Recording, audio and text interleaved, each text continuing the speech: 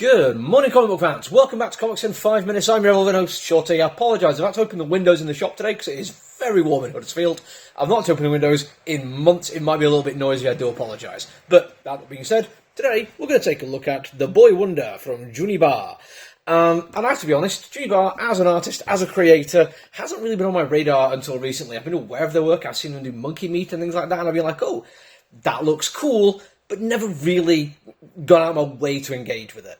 And then a friend of mine, a very good friend, who actually has fantastic taste in comic books, ordered Mobilis from TKO Studios, and I flicked through it, and he's like, this actually does look kind of cool. He was like, well, you can read it when I'm done. So he finished with it, and I read it, and it's amazing, and we keep selling out of it, because I keep telling everyone how amazing it is. It is speculative fiction at its best. It takes classic speculative fiction, in this case, 10,000 Leagues Under the Sea, and reinvigorates it in a way which adds to the story, but doesn't take anything away from the original. It's absolutely pitch perfect for me. So when I found out that they were doing The Boy Wonder, a different take on, if not the origin, but at least the early years of Damian Wayne, I was like, yeah, cool, I'll check it out. But I have to admit a little bit of an ignorant spot here. I haven't read any of the actual original points where Damian Wayne first appears. And it's not through want of, just not liking it or anything like that. Just honestly, there's too many comics out there. I don't have the time to read all of them. Just one of the ones that I've just not got around to. So for me, this is my first encounter with it. And I've really, really liked it. There's a bunch of reasons why. First off, I actually think the way the story is told is really good, and it's unusual for me because for the most part, what we're dealing with here is a story within a story. We have somebody telling somebody else the story of Damian Wayne's early years in the Bat family. And usually I'm not a fan of that. I think, why not just tell the story? I think sometimes it's done as a narrative device because it feels like he's adding something but doesn't actually add anything other than just an extra layer, and then weirdly sometimes the person in the story is telling an additional story, and I get really weird and annoyed by that. In this situation though, I feel like it is actually adding to it. I can't be 100% on the nose with this one because it's also a good example of potential foreshadowing. Why this person is telling this other person this story, I think is going to be important down the line. I might be wrong. I think the best kind of foreshadowing is the ones where you don't actually realise it is foreshadowing until you go back and read it again. Best example from comic books to my mind is Walter Kovac's being everywhere in Watchmen and you're not realising why that's important until you've gone back and read it for the second time.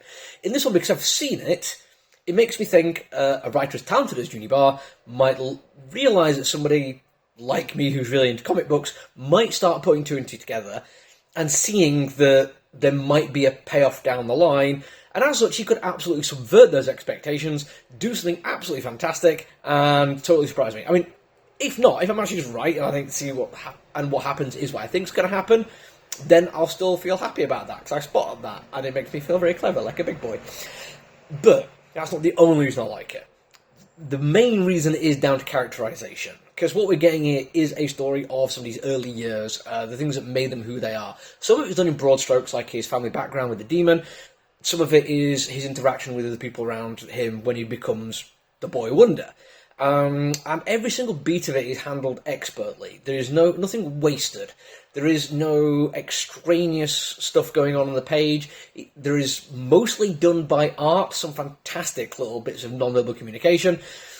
And usually when I talk about this, I will go into a little bit of detail on the fine detail you can do to explore non-verbal communication. One eyebrow raised, a roll of the eye captured in that split second we see the art experience through the world. The way a shoulder slumps ever slightly. In this one, because Bard does have a really stylized art style, very cartoony art style, which may have some people thinking, why is it involved in Black Label? Trust me, it's worth it, it works absolutely fine.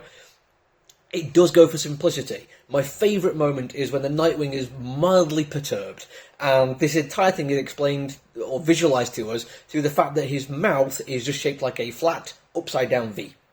That's all it is. Maybe a little bit around the eyes if I'm remembering correctly, but he's wearing his domino mask, so you don't really get much apart from a shape of the eye.